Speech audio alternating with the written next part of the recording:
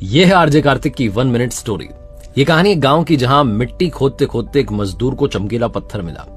उसे इतना पसंद आया कि उसने अपने गधे के गले में घंटी की तरह से बांध लिया।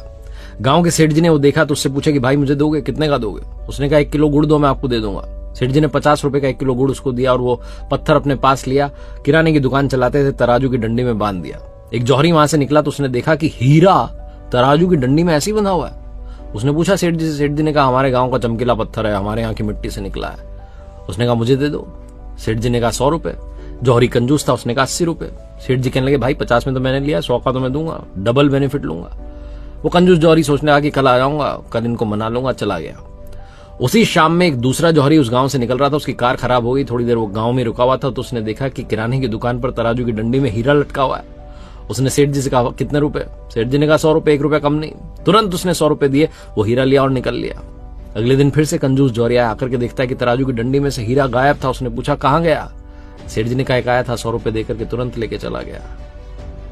वो कंजूस जौहरी सेठ जी पर गुस्सा निकालते कहने लगा तुम्हें पता भी था वो चमकीला पत्थर नहीं था, हीरा था लाखों का। सेठ जी ने कहा मुझे तो कुछ पता नहीं था, लेकिन तुम्हें तो पता था।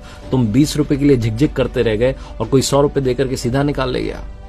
लाइफ में अपॉर्चुनिटी ठीक ऐसी आती है, लेकिन हम उसे टालते हैं कल पर, परसों पर, और बाद में सिर्फ पछताते रह जाते हैं।